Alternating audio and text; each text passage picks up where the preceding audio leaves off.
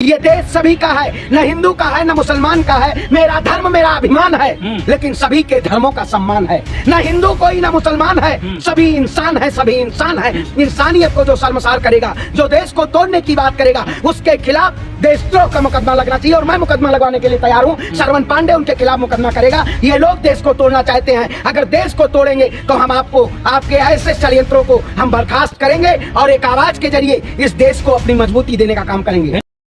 द्रोह का मुकदमा लगना चाहिए, क्योंकि भारत का संविधान इस देश को तोड़ने की इजाजत नहीं देता है।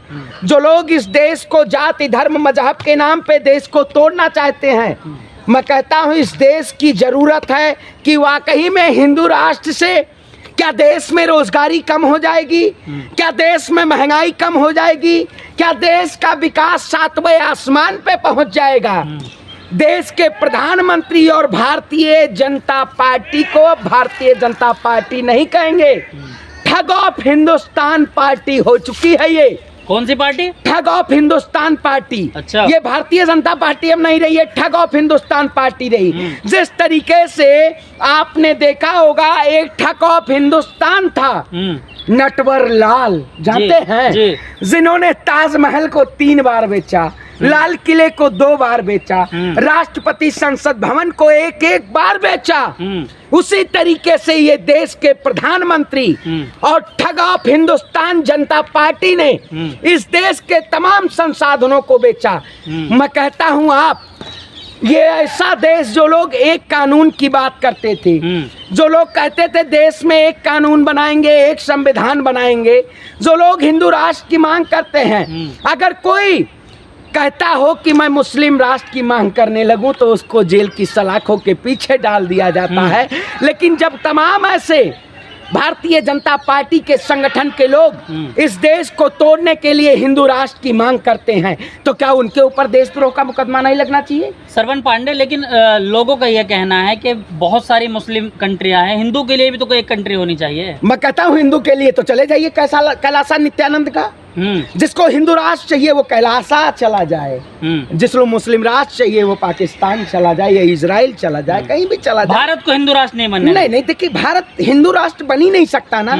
भारत अगर हिंदू राष्ट्र बनना होता तो 1947 में बनना था। जिस तरीके से चाहे हिंदू हो, विश्व स्तर पे भारत की एक नई अस्मिता को जिस तरीके से देखा जाता है, हिंदू मुस्लिम सिख ईसाई, आप बताइए, आपका एक तरफ रमजान का पाक महीना चल रहा था, उसी वक्त हमारा नवरात्र चल रहा था, लेकिन देश का हिंदू मुसलमान एक साथ होके अपने त्योहारों को प्यार और अमन चैन से मना रहा था। लेकिन उसी रामनवमी के दिन जहाँ जहाँ भारतीय जनता पार्टी की सरकार नहीं थी, वहाँ दंगे कराए गए, क्योंकि भारतीय जनता पार्टी वहां सत्ते में आना चाहती है। ये सत्ता के लोग हैं, ये सत्ता के हितैषी हैं, ये देश की जनता का हित नहीं चाहते हैं। ये चंद फायदे के लिए हिंदू मुसलमान के नाम पे देश को तोड़ना चाहते हैं। ये देश सभी का है, न हिंदू का है न मुसलमान का है। मेरा धर्म मेरा अभिमान है, लेकिन सभी के धर्मों का सम्मान है। न हिंदू कोई न मुसलमान है, सभी इंसान है, सभी इंसान है। इंसानियत को जो शर्मसार करेगा, जो देश को तोड़ने की बात करेगा, उसके खिलाफ देशद्रोह का मुकदमा लगना चाहिए। और मैं मुकदमा लगवाने के लिए तैयार हूं। श्रवण पांडे उनके खिलाफ मुकदमा करेगा। ये लोग देश को तोड़ना चाहते हैं। अगर देश को तोड़ेंगे तो हम आपके ऐसे षड्यंत्रों को हम बर्खास्त करेंगे और एक आवाज के जरिए इस देश को अपनी मजबूती देने का काम करेंगे। हिंदू राष्ट्र इसलिए बनाना चाह रहे हैं, मुस्लिमों से जो है वोट का भी अधिकार छिनेगा, ये टी राजा सिंह बोलते हैं। मैं कहता हूँ ये वही टी राजा सिंह जो आए दिन बयान दे रहे थे। भारतीय जनता पार्टी ने तमाम ऐसे पेंदों को तैयार कर रखा है।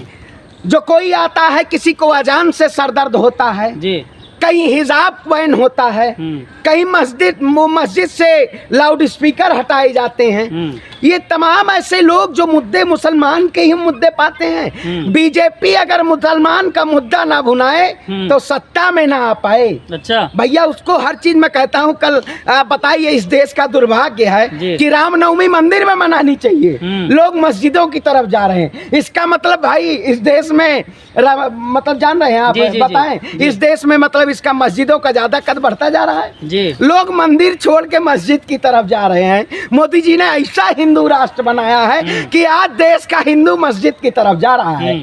इतना बड़ा देश को तोड़ने का षड्यंत्र केवल भारतीय जनता पार्टी कर सकती है। इनका खात्मा होना चाहिए। हरिभूषण हैं एक बीजेपी विधायक, वो कहते हैं कि बिहार में जल्द होगा हिंदुओं का शासन और होगा राज, तभी बिहार में हिंदू सुरक्षित रह पाएगा। अभी हिंदू सुरक्षित नहीं है, मुसलमानों को खुश करने में लगे नीतीश कुमार। देखिए ये कौन है, हम तो नाम भी नहीं जानते हैं। हिंदू हरिभूषण यार कोई भी है, भूषण है या कुलभूषण है, कौन है पता नहीं है। ये लोग हिंदुओं का नहीं चाहते हैं फायदा।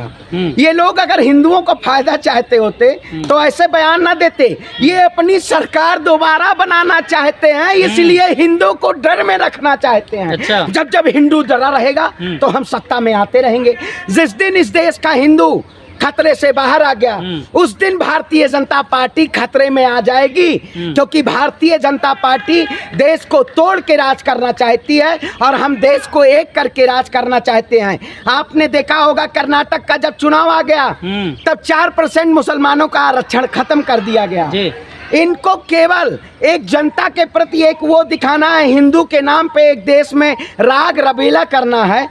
अब बताइए, राहुल गांधी की सदस्यता को रद्द किया गया तो उसमें मोदी और बीजेपी सरकार ने ये नहीं कहा कि हिंदुओं के सरनेम को राहुल गांधी जी ने आहत किया है। उन्होंने क्या काम किया कि ओबीसी समाज जो है वो आहत हुआ है। अब ओबीसी समाज का अपमान, मैं कहता हूँ देखिए आज ओबीसी लाया गया, कल दलित लाया गया। अब भारतीय जनता पार्टी हिंदू की बात नहीं कर रही है। अब ये लोग जातियों में जाति बनाने का काम कर रही है। ये लोग हिंदू के हितैषी नहीं है, ये लोग अपनी सत्ता की मलाई के हितैषी हैं, जो लोग इस देश को तोड़ के बेचना चाहते हैं।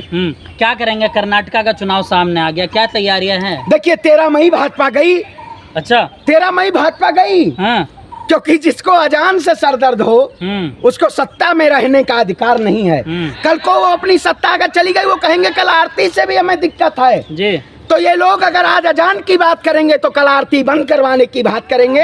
ये लोग संविधान को बेचना चाहते हैं, लोग देश को बेचना चाहते हैं। ऐसा बेचू प्रधानमंत्री या बेचू सरकार नहीं चाहिए जो देश के सभी संसाधनों को बेच के और अपनी सत्ता में बैठे। ऐसी सरकार देश